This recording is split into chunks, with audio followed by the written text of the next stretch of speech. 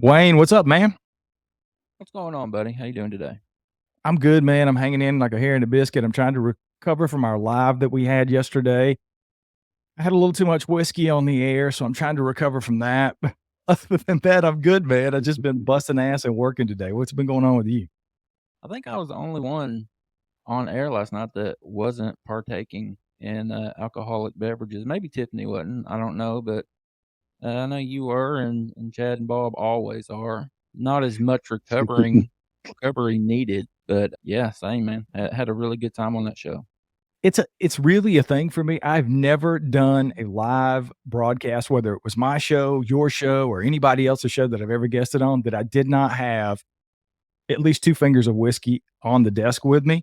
So I don't do a live without having whiskey. It's like I don't know, if it's like not washing your socks and you're a baseball player and you're winning the baseball kind of thing. I have really good live shows and I've done that since the beginning. I don't know who told me. Somebody told me to do that. They suggested that you should have a drink for a live. It relaxes you or whatever. So I don't know. I was reading some of the comments today. I thought it was funny. There was I sent it to you. I texted it to you. Some guy said that he thought our callers were insincere and canned and wooden. Is that what he said? I think he was trying to say that we had fake callers on the show last night. What did you think about that, Wayne? It gave me a good laugh, man. I don't know how anybody could think that, but you summed it up well. There's always going to be somebody pissed off or mad about something. You can put on the greatest show in the world and somebody's not going to like something. It's just how it is, man.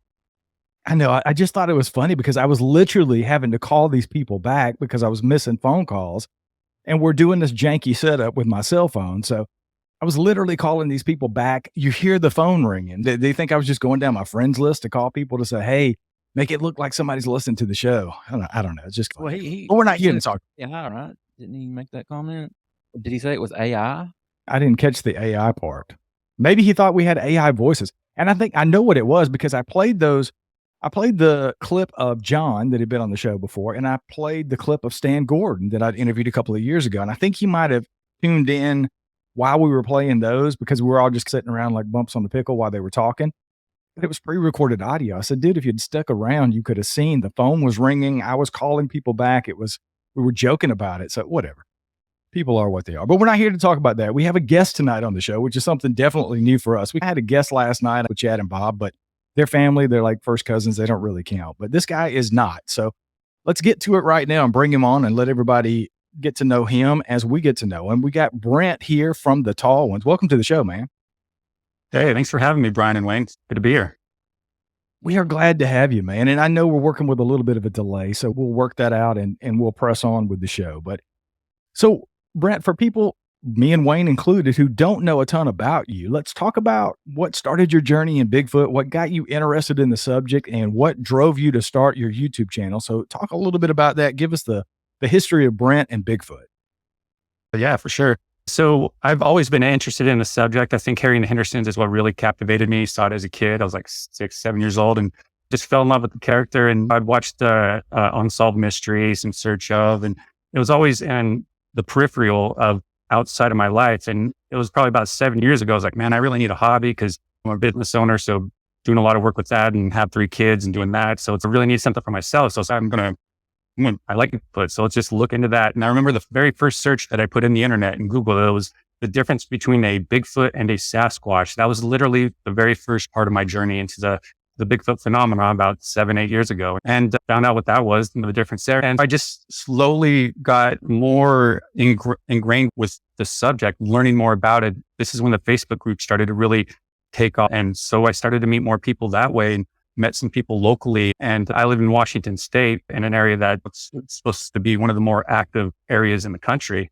And I just started going out, started documenting my journey and just putting out there, learning along the way, deleted videos that I probably shouldn't have deleted, where I was just learning experiences for me. And then I came across various people in the subject, and it all started from there. And just my whole goal in the subject is to see one, is to find out if they're real. I'm not really interested in proving it, to get any fame or anything. I'm more of an introvert. So that's not really my goal. My whole goal is just to find out. I'm so obsessed with finding out if these things are real. So I'll go out to the woods and put myself in situations that many people probably wouldn't, of trying to bushwhack, go to areas where you think they are. And so I've been like, me and my buddy Cosmo, we've been like everywhere in the North Cascades here, just bushwhacking, trying to get to sandbars that we think is a high potential area. And we've been everywhere. And I haven't seen a Bigfoot, but I think that there's really something to it. There's obviously something going on with the subject. And I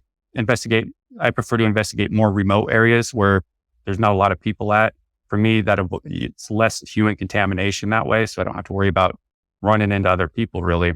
And I'm not saying that there isn't other people out there occasionally, but I like to go to places where people really don't go for decades, just hard to reach areas. And some friends have had experiences out there. I went to this one spot, and every time I got out of the car, there was a single wood knock. And that's pretty much all that would happen the entire trip. So that happened a couple times. And so a friend of mine was like having some other friends coming up to visit. And he's like, hey, I want to take these people out Bigfoot. And I'm like, hey, I know this really cool spot. Whenever I get out of the car, there's a wood knock. And so everybody's all excited. So we go there, and then we all get out of the car and nothing. It's like silence. And it's the same time, same part of day and stuff. So it's, well, that sucks. We just walk around. I'm like, I'm just going to do a wood knock. And so I went ahead and did a wood knock, and then something responded back out in the forest. And me and this figure wood knocked, or whatever was out there, wood knocked back and forth 4 times. And so it was a back and forth thing. So it's not like it was a pine cone, not that it was a deer. It would have been something that was consciously knocking back. Not saying it wasn't a human, but there's only one road in there, one road out. And when there's someone back there. So, still open with that one on what that was. I don't call it Bigfoot because I don't want to go race away on a narrative that might not be true. Because I did that once with this Bigfoot tree, and that really wasted a lot of time, and it was a good learning experience, but I wanted to try and avoid that as much as possible. And so, yeah, it's been quite the journey on trying to figure out what's all going on in the subject. I think we're all doing that together, man. We are definitely on that road with you. I was going to ask you where you were on, if you're like me, I'm very skeptical about most things when it comes to Bigfoot. I say that on the show all the time. I'm skeptical about my own, just like you are, your own experiences, right? It could be a person, it could be something else. It's an Occam's razor thing for me 99.9% of the time. But I was going to ask you, in your research, have you had experiences? Maybe it's the wood knocking or maybe something else that pushed you down the road, maybe lean one way or the other towards these things being real, just based on your own experiences? Not so much on my own experiences, because I try not to, again, create a narrative with that I can get lost in, and just, you can go down a road with unverified information. So I try to avoid that as much as possible. But yeah, with the evidence, I've always thought that there was something to the Bigfoot phenomenon. I always thought there was something to it. The evidence that I collect and experiences that I had doesn't really push me more towards it. It's just, it gets me more interested. Because like I say, it's like the people that I was with out there with the wood knocking experience, they directly, one of the people are saying this was my very first Bigfoot experience. Other people are saying that, hey, this was Bigfoot. I don't do that, like I say, to keep a good frame of mind. Having different type of experiences out there, like a wood knock, or some vocalizations that in various locations that you can't really identify, but just makes you more interested, more hungry, and more obsessed, really. This is like a big obsession with trying to find out if these things are real, and if they are real, then how are they doing this? How are they able to go undetected for so long? Or is there a government intervention of some sort? Are they more of a people than we are? I really don't know. I'm open to everything. I just need to have the evidence and the facts to go down that road. We're talking about woo even. I'm definitely open to it, but I need to have that experience. I don't really believe in ghosts either, but I know if you believe in ghosts, I know a lot of people have an issue with Bigfoot woo, but a lot of those people believe in ghosts. So I don't really get that. I hear you, man. I'm right there with you. So you eventually you have the Tall Ones channel. Now you have the Tall Ones Dark on YouTube. So talk a little bit about that process, because I could tell you from somebody who started multiple podcasts and has been doing this for a while, it is a lot of work. There's a lot of added things that go into it. There's a whole nother level of, you called yourself an introvert. I say it all the time. I've joked with it with Cliff Barrickman on the show before. We're both kind of professional extroverts when it comes to the show. So talk a little bit about what the process was like that drove you to start the channel. What was the impetus for you to start the Tall Ones in the beginning? And then let's talk about the progression of that over the last couple of years. Yeah, absolutely. So I started the Tall One originally, and it was to just document my journey in the whole Bigfoot phenomenon. And it was a wonky journey in the beginning. until I came across what's called the Bigfoot tree. It's a well-known supposed Bigfoot living underneath a tree that had originally a lot of people invested into it. Brian Sykes had a secret DNA project there. People flew in from, like, a whole team from England flew in there to try and figure out this tree. And Adam Davies was there trying to figure out this tree. And it was written about in 6 books, various documentaries and stuff. And so I think I came across that tree on year 2-ish or so, year and a half, 2. And I totally believed in that tree. The person who supposedly discovered the tree made this whole narrative that there was a Bigfoot living underneath it and that you can communicate with it through taps and talking and stuff like that. And that the Bigfoot really liked her. And so I was immediately fascinated by it. And I reached out and met her and she invited me up there. But the thing is, you can't really investigate the tree, which is a very unique tree that does produce a lot of sounds. That sounds like something is talking underneath there, groaning, literally tapping back and forth. It makes a very unique tree. I went out there and the lady would only stay out there for a short period of time, and she wouldn't let you go back out there without her being there, because it was part of that whole Bigfooting thing where if somebody takes you to an area, you can't go back out there and stuff. Even though this was in a public area, it was actually in a campground, a federal campground. So it's like public use, but you still couldn't go out there because of the control that, people who are up to nefarious things have when they're out there. And her and I eventually had a falling out, and I went back there without her permission.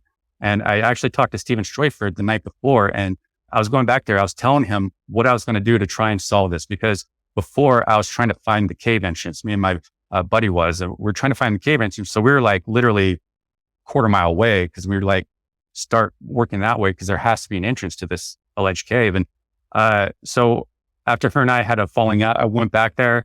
And then after talking to Stephen Stroyford, because I was going to lay out this whole groundworks of this whole investigation thing. And he just said to me, don't try to go out there and prove what's underneath there. Just go try and find out. And with that there, it gave me a completely new perspective of my investigation. That's where I believe I restarted my investigation from the very beginning, especially with the tree. I started because I was going to go work on finding the cave even more, but I went back and started at the tree. And since I had the time and the clarity, since I had no priming from the previous lady that was out there, that did a really good job at priming people up into thinking what they were hearing was really Bigfoot, and that the whole narrative that she created was real. And the tree is such a unique tree. I've taken multiple people out there and everybody agrees it's a very unique tree that is rare, that it's just such a unique tree. I went back there without her and I figured it out within the first hour. Since I had no biases or anything like that, I restarted my investigation because of the conversation I had with Stephen Stroyford. And so I went back there and saw exactly what happened. Was the tree, the branch up in the tree is like a soundboard. So whenever it's a marriage tree, so it's joined at the bottom, it's 2 trees and it goes up like this, and it's probably 150 years old. But up in the very top, there's a really mature branch that is embedded in the other tree. So what it does is it will actually, when the wind blows the treetops, it will actually pull that branch. So yeah, I figured out that there was a mature branch that was at the very top of the tree. And anytime that the treetops would blow, because it was a marriage tree, joined at the bottom, bead at the top, branch there in the middle. And anytime that the tree would pull, that branch there has a bunch of little nubbies in there, and it was like a soundboard. And that sound, and the tree is somewhat hollow and it's dying. And so that would shoot the sound down underneath the tree, which is why it had the appearance of the sound coming from underneath the ground. So once I figured all that out and put everything together, I was like, oh geez, I figured out the whole thing was a hoax. And I started learning more about the person, how they would charge money to take people out there. It was a hoax. It was straight up hoax that wasted a lot of people's time and resources. I think about $100,000 in all was spent on that tree. Brian Sykes had his private DNA project going on up there, which wasn't cheap, flying Adam Davis back and forth to try and take care of that. And that's what led to me talking more about hoaxing, because when I found out about the whole tree and it was all a hoax, I spoke up to the Bigfoot community. And what the Bigfoot community told me was to delete the information, that I would be blacklisted if I talked about this and if I exposed this hoax going on. Literally, this is what I was told.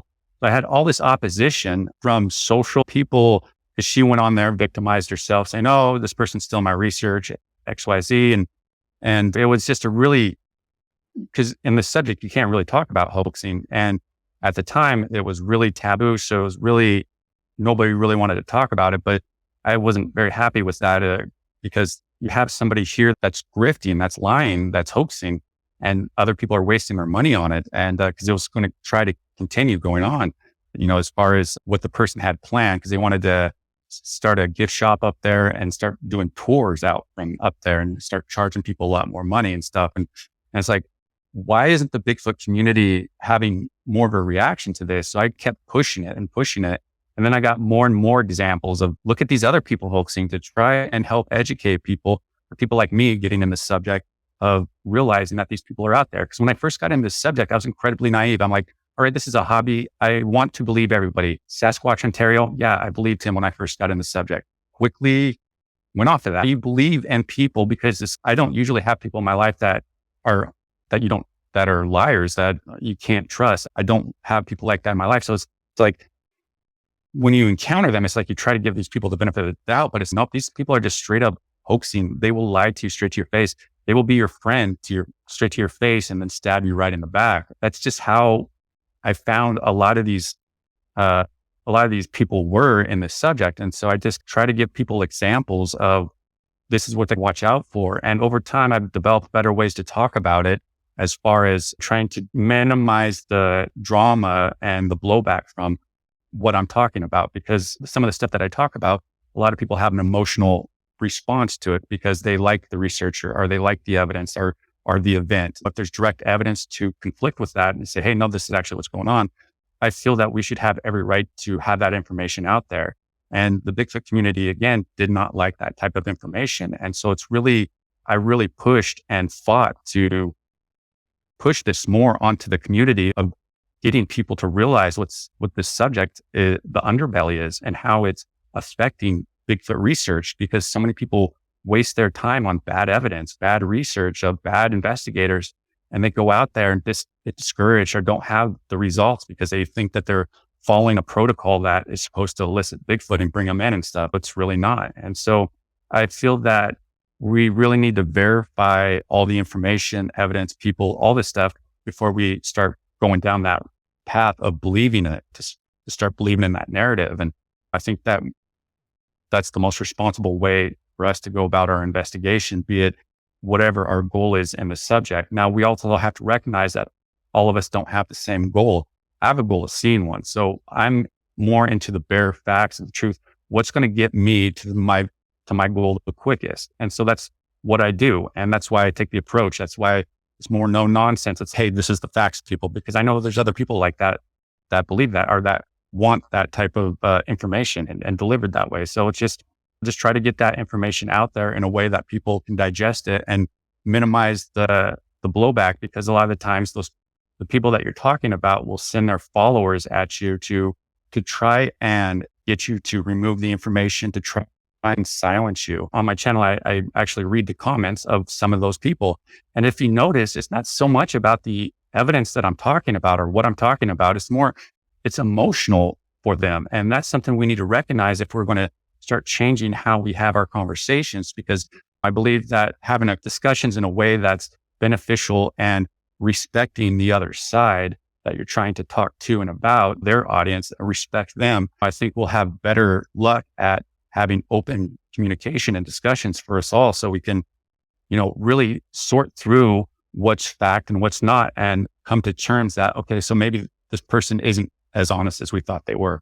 And they'll, realize it and process it a lot sooner, and not dwell on it or try and hang on it too long because they want it to be real, even though the facts prove that it's not. Direct facts, the opposition. So yeah, that's something I try to just promote. And I've noticed that there's a lot more people that are wanting to have these discussions. No, I'm not the first. Obviously, the Coalition Critical Thinking has had those discussions for 12 years. Steve Coles has been having that discussion for equally as long, which he primarily works on the more nefarious people and some of the evidence and stuff. So he's a really good resource. And it's just more and more people are wanting to have these discussions, because I think we're at a time people are done with the LARPing research that never gets us anything, no results and no nothing.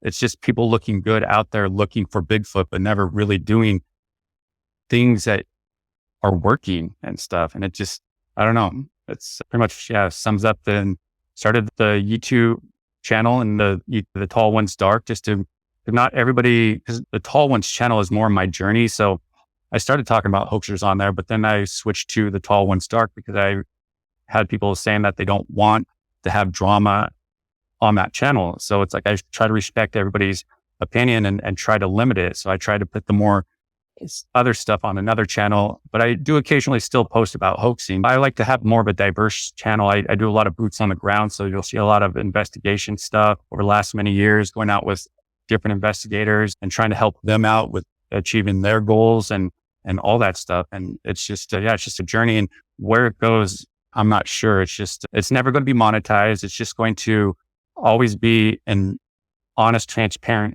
interpretation of my journey into the subject, because I think a lot of people start out like me, where we start out naive, believing people that we shouldn't have.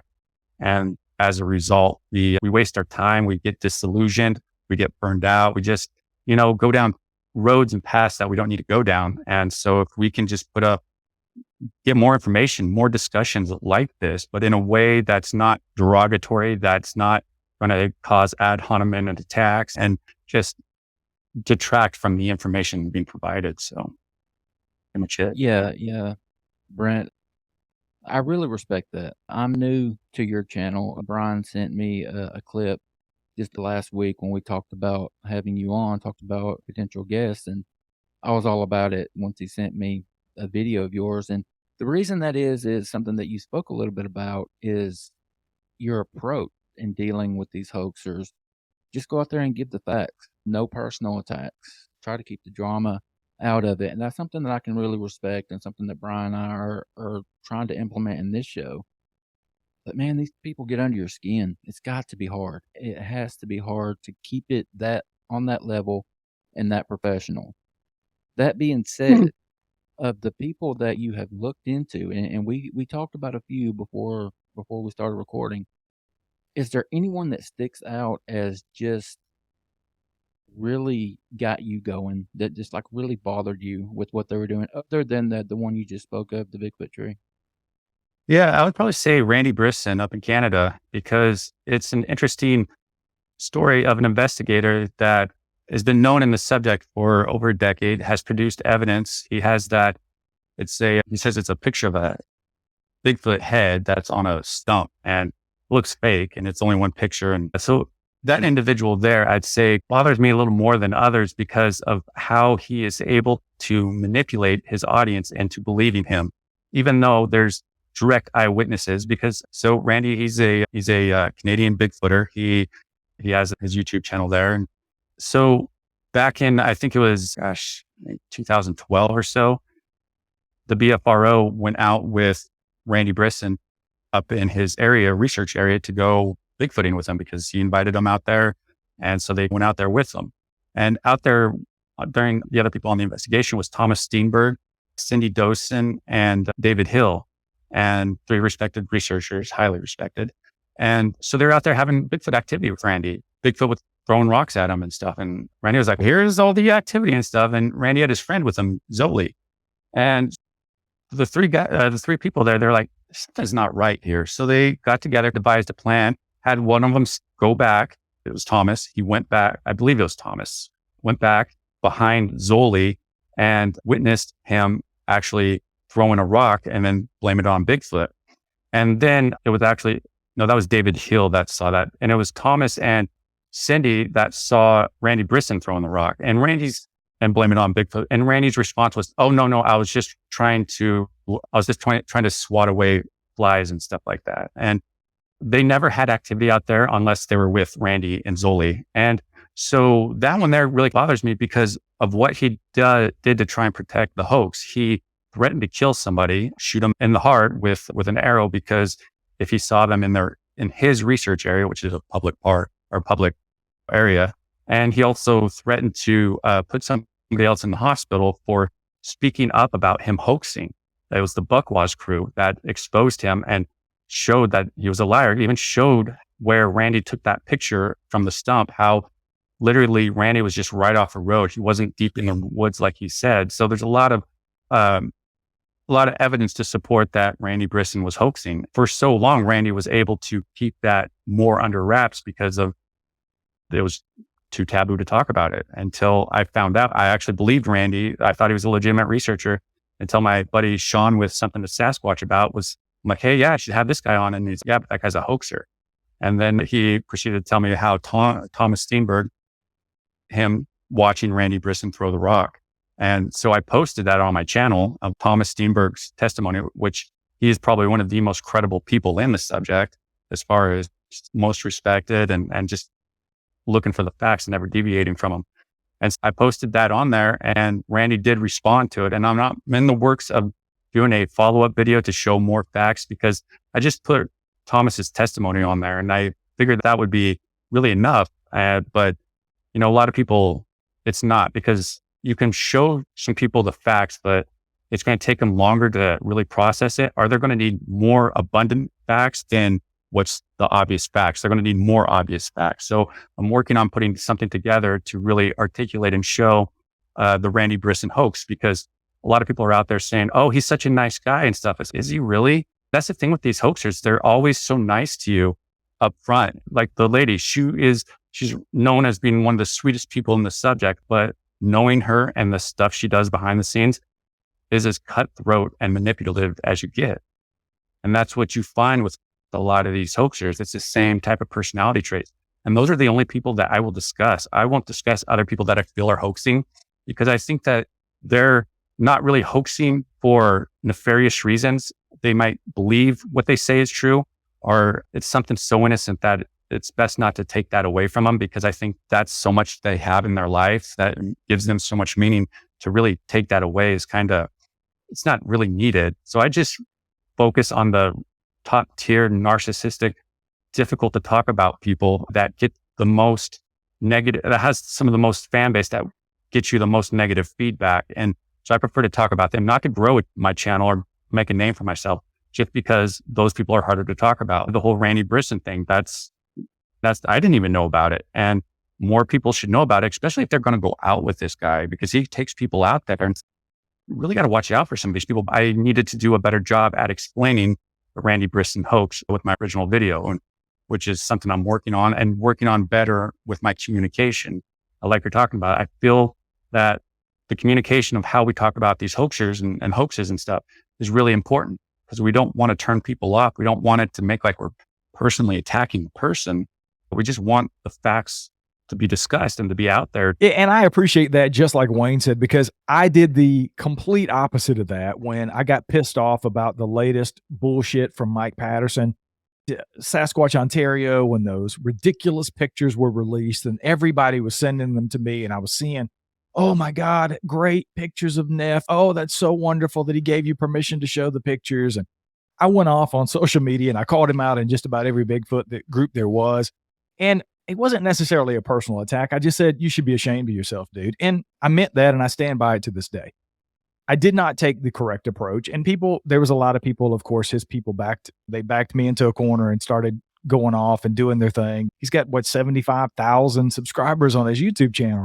And so we've talked about him on the show, but I'm not Steve Coles. If I have a question, I just call Steve. That's what I do. If I have a question about somebody, I call Steve and say, hey, do you know this dude? And in 10 minutes, Steve can tell you more than I could learn in 10 days. So that's my research there, is just calling Steve. He's my phone a friend. But this guy, when this came out, I think it was the thing, Brent, I really could not fathom that people were, the word's gullible. I've been called gullible, so I think I can call other people gullible.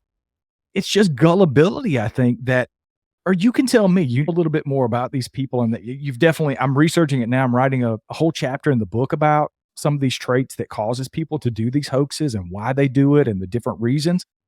And it's fascinating, right? When you start getting into the nuts and bolts of the personality traits, and that the more you watch these people's videos or hang out with them, like I did Todd Standing, it just comes down to me that people, no matter what's happening, we, the consumer of whatever the information is, we have a responsibility, in my opinion, to do our due diligence instead of just accepting everything whole cloth that these people put out. When those pictures came out, I spent 4 seconds on my iPhone and changed the contrast and lightened it up and said, that's a gorilla mask with the rest of the gorilla suit bunched up under it, sitting on a fence. 4 seconds. These other people were people were blown away by these clear photographs, the best photographs ever of a Sasquatch. Can you talk a little bit about our friend Mike and what you found when you've looked into him and some of the other things? Because it goes way beyond. It started way before these pictures happened, right? There's been a whole line of things that he's done. Can you talk a little bit about that and enlighten me and Wayne on maybe some things we don't even know? Yeah, like I said before, I actually believed Mike Patterson when I very first got into the subject. Briefly, though, did believe in him. Thought, man, look at these audios, it's great and stuff. But then you start processing money more. You come across a YouTube channel called The Truth Prevails, and that has a breakdown of pretty much how the whole Sasquatch Ontario hoax happened with Dwayne, the cabin owner, because it's not a remote cabin. It's a cabin within a community. So there's a bunch of other cabins around that cabin, and nobody else is having Bigfoot experience and stuff. And so Dwayne got sick of Mike apparently and outed everything, showed how he did the audio. If you go to Truth Prevails, it's on there. Shows how everything was done, shows the eyeball that was supposed to be Neff, but it was actually a fish that was hanging up in his living room. And so it was really revealing with that information there. And it's, with the pictures that you were talking about, I actually, when I saw those, I was cooking dinner with my daughter and I showed her and she just burst out laughing right away without any context or anything like that, because she was surprised somebody would actually try to pass that off. But you're dealing with a narcissist here. And with Mike Patterson, I would question if he is so gullible that he's willing to believe whatever Dwayne puts out there, or if Mike is part of it. So I really am starting to wonder about that, because I've had conversations with Mike Patterson, and the way, because Dwayne and him broke up, Dwayne and Mike broke up. Dwayne's the cabin owner. And then, so they broke up for a period of time, and then they got back together. And Mike wouldn't tell me why they got back together. Because when they got back together, that's when Mike was starting to have all the activity again and things went on as normal. So it's really weird that with that dynamic of Dwayne outing, I'm basically showing everything how it is. And Mike's still coming back and believing it's true or wanting it to be true. So I don't know if I just really don't know. I'm open to a lot of different avenues there. But yeah, with Mike Patterson, it's a lot of people believe him, and a lot of people, like a lot of the people you're talking about that follow him, that believe the evidence, even though it's like, really? They're in a different stage in their journey. They have different wants and goals and out of this subject. They want stuff to be true and real. They don't really care, because I get these comments, because Mike Patterson videos that I've had has thousands of views and multiple comments of just people not liking the information I'm providing. And it's all innocent people that just want Bigfoot to be real. They just want him to be a legitimate source of research. And the evidence is good enough for them to not want to look into it even further and to just continue their belief with it. And that's why you have to, when you come across those people, you just have to not get mad about them. Like all the comments that I get, I don't get mad at them because I understand the people giving them. And once you understand the people giving you the comments like that, it's really easier to navigate when you're trying to deal with them. And actually, when you're trying to communicate to them, like the facts, and try to talk to them and respect their perspective of the evidence or the person and stuff, and try to take that into account when you're talking about them. And because I think you'll have better discussions that way and less people freaking out. But even then, you can show, like with the Bigfoot tree, I had people, I went up there, I showed them the actual branch. I'm like, this is what's going on. Here's video and stuff. And people would rather believe that there's a Bigfoot underneath there. They create all these different narratives and stuff. And and it's like, there's nothing you can do. It's just, okay, the information's out there. I'm not going to go pester all these people who still want to go believe Bigfoot's underneath there. Because they used to have conferences up there still until last year, because the lady, I think, moved or something.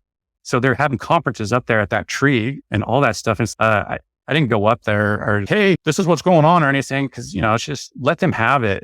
At this point, the information's out there for enough people to know. A simple search will provide you what's going on there. So I don't really need to bother those people and just let them go. And it gives you more time to focus on, because I don't really consider myself a hoax debunker or anything like that.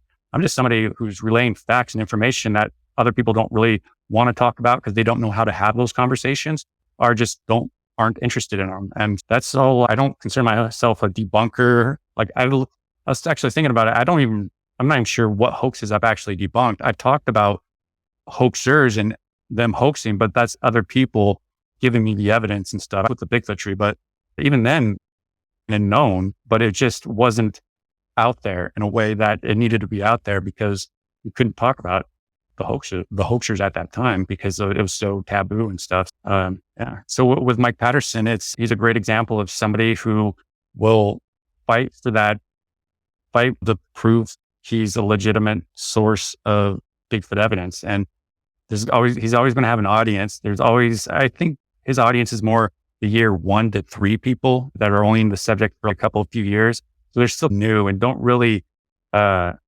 really navigated everywhere in the Bigfoot subject. So they're just staying right there. And maybe that's all they want to stay there, just get that. And you just have to respect that and just not let that bother you when you try to give that information. I tell people who lay into me, I'm like, I understand where you're coming from, but I'll leave the door open for you. So if you change your mind or something like that, or look into what I'm saying, at least come back and talk to me about it. And I've actually had people do that. And I'm friends with some of the people who are, like friends now, because they didn't really understand what I was doing. They didn't understand the information I was presenting. They just thought I was out there trolling and hating on the subject, trying to go out there and prove to the world that Bigfoot doesn't exist. Not far from it. I'm one of the Bigfooting community's biggest advocates. So the stuff that I feel is worthwhile to the community, as far as, or not just me, but all these other people having these discussions, because it helps us articulate and understand what we're dealing with in this subject, which is what we need to do if we're going to better navigate the subject and use that information for our own investigations. But again, not all of us are in this subject for the same reason. So you just have to understand that and not let those people bother us and move on from them. Yeah, one of the things that precipitated us having this discussion tonight was our interaction in the Coalition for Critical Thinking and Bigfoot Research group on Facebook after a couple of posts about my recent trip to Radium and my time with Todd Standing. And I don't remember what the comment was, but of course it was very articulate. And it was what I needed to hear at the time amongst the madness that was going on, because I was getting beat up pretty bad over there. I think I looked today in preparation for this. I think it's like 250 comments on that thread at this point that people are just piling on. And there's been a few people I've been accused of being a cult leader over there. Steven said I was a cult leader and I had my minions coming in to defend me. Not true, but I digress. No, I don't. Yeah, I talked to Steven about that. I don't think, because the coalition is getting trolled, but I think it's from another group that was actively sending people there to troll. Yeah, I don't do that stuff. But that's why we're here today, is the Todd Standing thing. If you're giving a crown out for the hoaxer of the year or the hoaxer of the decade, Todd's got to be in the running for that, right? Because there's a lot of people, including me, that believe he hoaxed his videos. And I said that so many years, and I said it so many times on the show. I finally got Todd on the show over on Sasquatch Odyssey, and I've said this too. I've admitted this. I've said on the show about Todd is very much like you said. Part of what hoaxers do is they draw people in. They have to be the best used car salesman on the lot because they have to sell you what they're trying to sell, right? And he is very charismatic. He can be very charming. And I picked up on that when he was on the show. I even said, I still think the guy hoaxed his stuff, but we had a good conversation, and I even let him use a couple of my videos. There's a couple of my videos on his channel now that have been there for over a year. When I got the invite, he kept inviting me up to go up to Radium and say, if you don't believe me, come up here and check it out for yourself. He laid down the gauntlet. And I considered that for almost 2 years. Kyle has been helping him with the expeditions and is stepping into that role with Todd and doing some expeditions. I'd had Kyle on my show a couple of times. I'd helped him with his podcast. So he kept reaching out. So I had both of them trying to get me up there. So I finally went up there in beginning of October this year. And I had to literally clear my mind. I've talked about this on the previous shows. I thought I was going to be hoaxed when I got up there because he was adamant about the fact I'm not a dumbass, right? I think he wanted me to get up there. He knows I have like 10 people at least listen to my show. So he knows I have an audience that could put his name back out there. So if I go up there and have a good experience and come back and say I saw a Bigfoot or I had this experience, then my audience is going to buy into it then they're going to want to come up there and pay him money to go out and have the same experience as I do. That's how business works. So I literally was going into it thinking I was going to be hoaxed. I said, this guy's going to pull the hoax of the century on me. I'm going to see a Bigfoot, and it's probably going to be a dude in a suit. But I also went up there. I had to clear my mind before I went because I wanted to be, I lie to like you. I do a podcast. This is my job. This is how I make money, but I am into this subject. I want answers. I want to see a Sasquatch. I want to have an experience. I want them to be proven real for me. So beyond the job part of it, I am in it for the research. So I wanted to go up there and have experiences. So I had to say to myself, if I have these experiences, I have to have an open mind that it could possibly be interactions with Sasquatch. So I said all that to say, let's fast forward. I went up there. I had my experiences. Everybody's heard about what happened to me. Wood knocks, heard some talk and other things. And then I come back and start talking about it. And literally the only thing that changed from before the trip until after the trip is I came back and said, I think Todd hoaxed his videos. I think he's probably having experiences with Sasquatch in his research area. And I now can say, I think I interacted with the Sasquatch at least on a couple of occasions. I'm just open-minded to that because of the experiences that I had. So, and people just went off. It was like they lost their shit because I wasn't saying Todd's horrible. He's the worst person on earth. I mean, I spent almost 7 days with the guy. I liked him, right? I mean, as a person, just in general, he treated me with respect. We got along. He's funny. He tells jokes. He's a likable guy. I see where the personality comes in. You know, I've been playing some of the video from around the campfire. He thinks very highly of himself, right? And he's very passionate about what he talks about. He is full on 100%, 24 hours a day, Bigfoot all the time.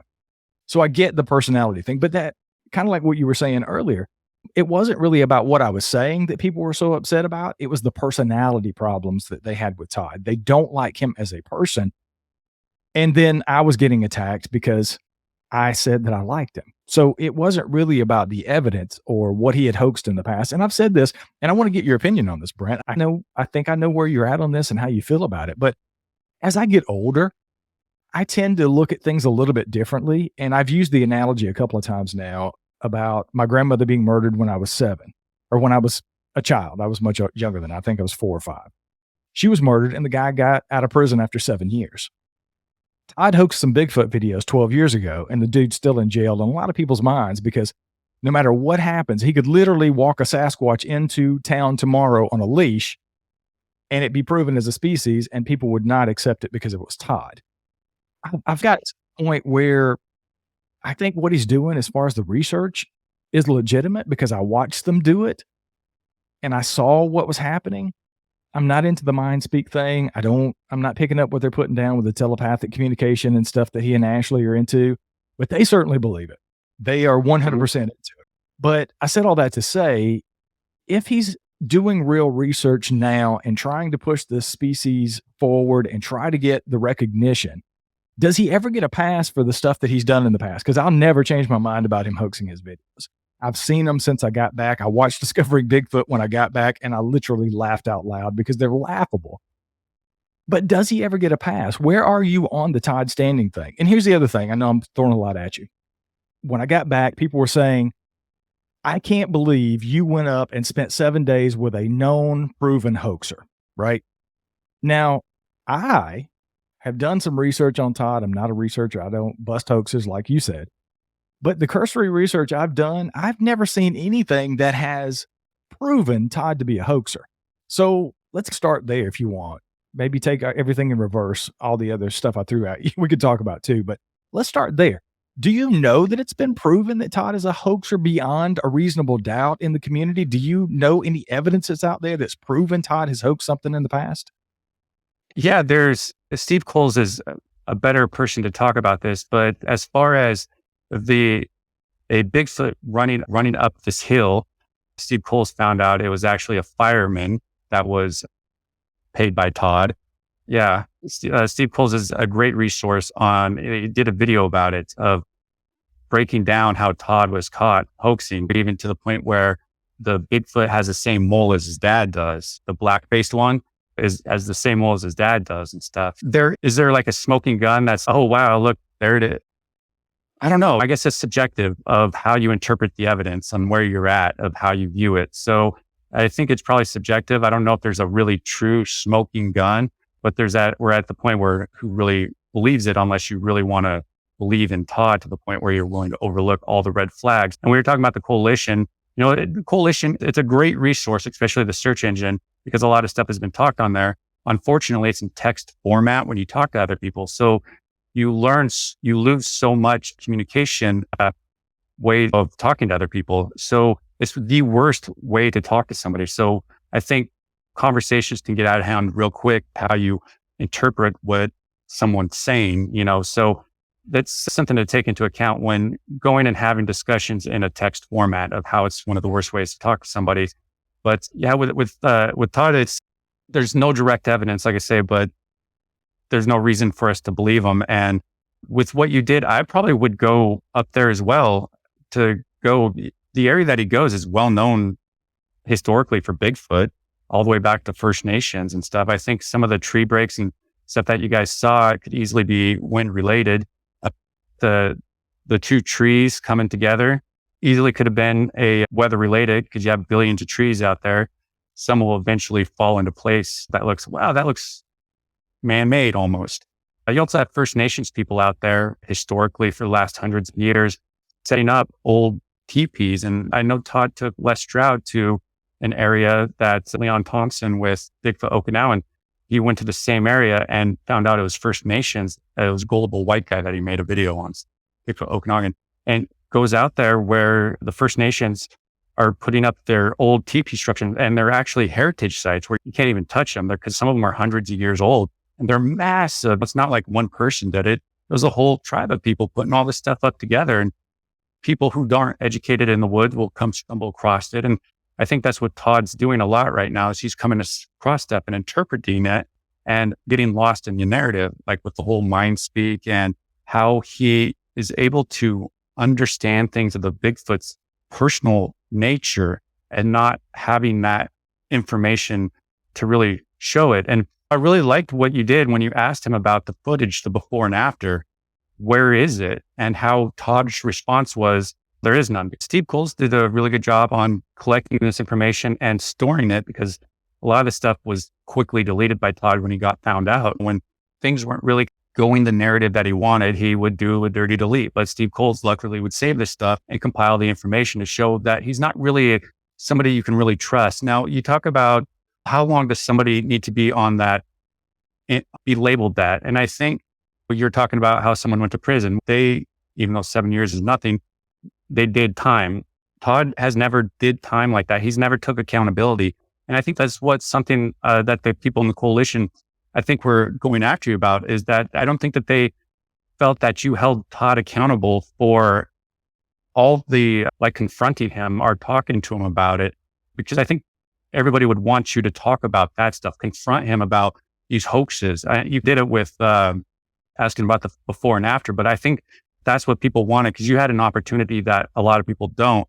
And there's so many questions about Todd that your trip didn't answer, but you went out there. And I believe, if you go out to, I don't think Todd had anybody out there hoaxing. I don't believe that at all. I think if you go to an area that is allegedly have Bigfoot activity and Bigfoot's real, you probably were experiencing Bigfoot out there. It's not that unheard of if Bigfoot really does exist. It's that you would be experiencing them out there in an area where Bigfoot's known to be. That's why I would actually personally go out with Todd as well.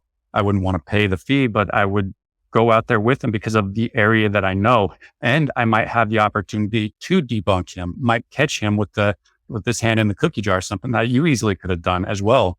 So we shouldn't be not going out with someone like Todd, because it's not that you're enabling him hoaxing, because you've been very clear you don't believe him. This is a really new conversation and a new discussion that a lot of people are still trying to have in a way that isn't going to derail it into some personal attacks or something like that. But I think Todd needs to be held accountable, needs to really sit down and have a discussion about his hoaxing, all these hoax allegations, the Blinky, was it you that was saying that? I think it might be an air tube going up into the eye thing. So there's all this evidence out there of the NOAC. They actually have something on their website about Todd standing. they did a whole breakdown on why they think it's all fake, like his Blinky video and all this stuff. So there's a lot of information out there that if Todd can address, people would start that road to recovery. Until then, until any accountability is achieved with Todd to a reasonable doubt, no way. He should always be considered a hoaxer and never going to change until he takes some accountability. If he did it because he wanted to better whatever, say it, just because we all are there. You're there, Wayne, I'm sure you're there. The audience is there. We're all there. We're just waiting for Todd to show up. And it really is going to affect how his evidence is going to be viewed in the future. Because now where it's like, since he isn't taking any accountability and not addressing it at all in a way that needs to be addressed, nobody's going to accept his new Bigfoot information that he has, or evidence that he has coming out. They're just going to look at it as another hoax because they look at Todd that way, because Todd, again, hasn't taken no accountability for all this information that shows he's not being honest. Now, again, like we were talking about earlier, it's not so much a smoking gun, red evidence right there. Oh yeah, that he's hoaxing it. No, it's preponderance of evidence where there's enough of it to be like, okay, yeah, like with you have your preponderance of where you achieve that mark. Okay, this stuff is fake. We all have that, or Todd has that. So it's just all getting, that's pretty much my whole thoughts with Todd. Yeah, needs to be held accountable if anybody wants to take him serious in the future. And I think people are just more disappointed that those conversations weren't had while you were up there, because I think those are the conversations people would have want to have had, and not so much of the potential evidence that you guys were having out there. And I know some people are saying, oh, Todd had somebody out there. So you don't need to have somebody out there, really. If you go out to some of these remote areas and Bigfoot is allegedly supposed to be, you don't really need to take somebody out there. It just, I don't know. I know you were talking about somebody else that was on the trip too, that was further up, which you guys have ruled out. I see nothing wrong with what you did. I think it's just a discussion people don't really know how to have with going forward, and what your actual goal was with it. You weren't out there trying to endorse Todd or out there anything like that. You're just out there to see what he's all about. And he's a nice person. Is he a hoaxer? Yeah. Is he going to take accountability for anything? Probably not. That's on him. And I think that until he does, nobody's going to accept him as anything other than that. The problem is too many people accept him already because he's too far down the road for that. I saw that over the course of my time there. I strategically tried to do the way that I did because I did go up there to have an experience, and I didn't go up there to be confrontational. I thought I could get the information that I needed from observation and asking the questions that I did ask from sitting around the campfire. He knew I was recording, so everything that he said was recorded, and he was perfectly aware of it. He was like an open book. He said a lot of things that I didn't put on the air because we talked about politics and stuff that just, it's not Bigfoot related. I said some things up there that I would say in my living room that I'm not going to put out on the show. But everything else I've put out there, and there's still more to come. But I get it now on the way back, coming back into the real world. I understand more, like conversations like this. I understand more what people were expecting. So Todd's coming back on my show. We're going to get him back on the show, and I'm going to have a list of these questions, and we're going to have some tough conversations. Now that I've established that rapport with him, I've spent time with him, I've been in the man's house, we spent 7 days in the bush together, we have this rapport, and I know he'll answer the questions, whatever. He's going to ask whatever I throw at him. He's got answers for everything, right? But I know it's a moot point because he's too far down the road. Bigfoot is his livelihood. These expeditions are his livelihood. His YouTube channel is his livelihood. If he came out today, tomorrow, or 5 weeks from now, or 5 years from now and said, yes, I hoaxed the videos, and this is why, are most of the people going to stick by him? Sure. I honestly think out of his 115,000 subscribers, he might lose 5,000 of those people. The rest of them are probably going to say, it doesn't matter, Todd, you're doing great work, and he'll plug on. Now, would the expeditions dry up? Possibly. I don't know. So I think once you get so far into that road or down that road, it's an impossibility for him to come clean at this point. So just for my peace of mind, I will have that follow-up conversation with him on the show and be more direct and maybe take it where people want it to go, because I'm ready to have that conversation now, because I have more information and I did get to spend the time with him. So we'll see how the conversation turns out. Again, I don't anticipate he's going to come out on my show and say, yep, you're right. You got me, Brian. You're the one who figured it out. Yeah, definitely nothing like that I think would happen. But to have that conversation, to get more insight, more information even, like how you got more information that, okay, he only recorded, there's no before and after now.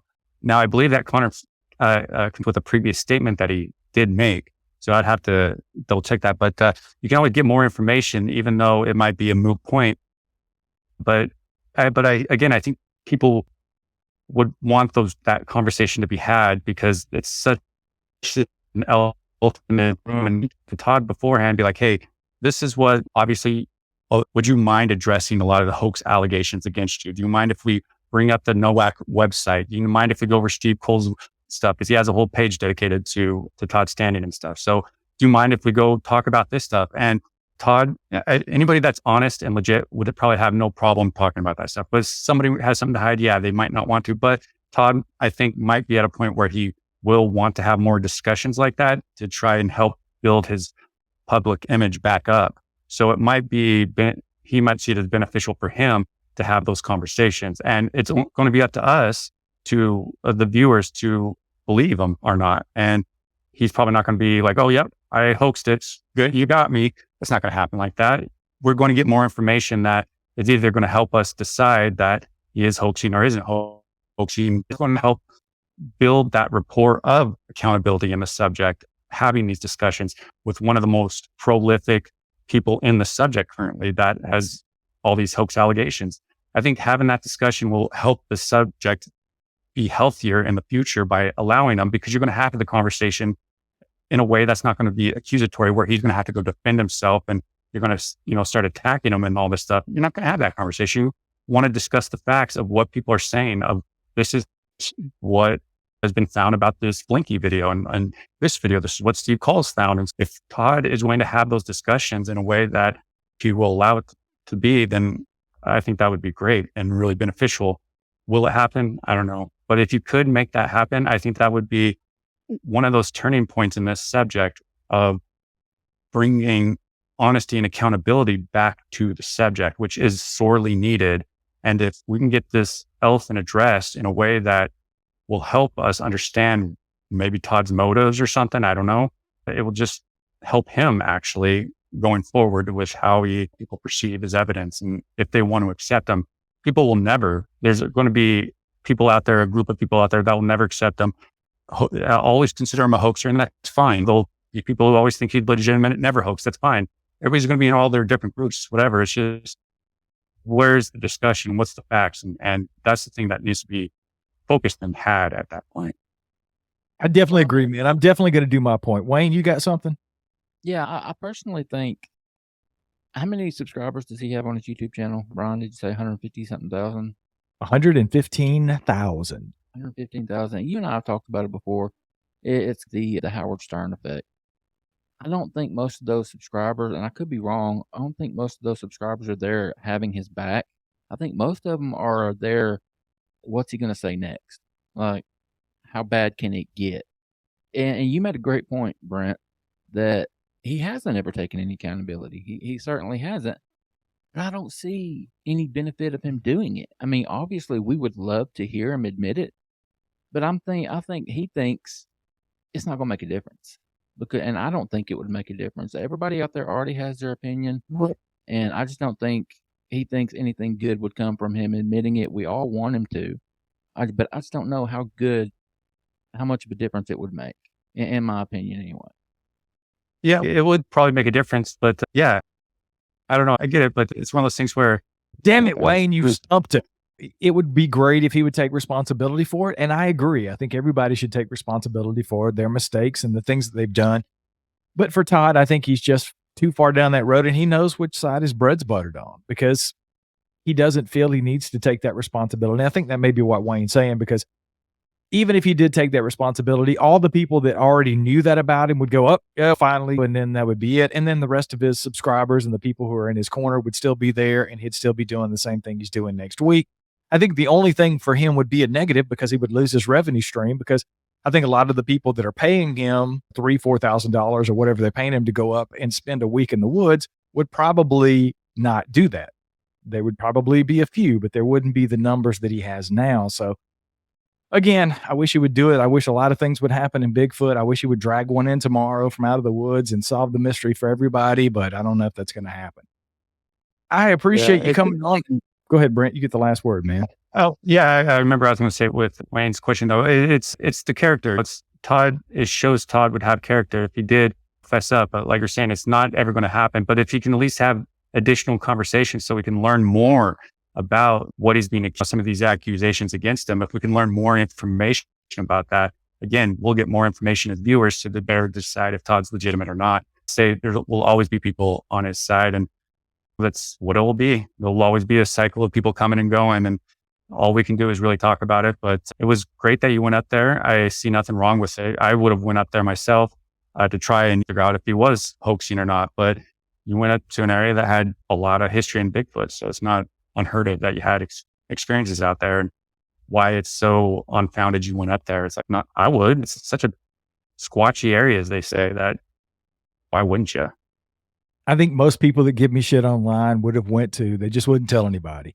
Brent, thank you so much for coming on and sharing, man. We'll have to do this again. Everybody go check out The Tall Ones and The Tall Ones Dark. We'll link to it in the show notes. All you got to do is click it. Go give Brent some love. Subscribe to his channel. He does some amazing stuff over there. We'll definitely have you back, man. Wayne, as always, you get the last word, dude. Yeah, I'll just echo that, Brent. Appreciate you coming on, buddy. You're doing a great job over there at Tall Ones, guys. Go check him out. And until we see you guys next time, y'all be good to yourself, be good to each other. We'll catch you later.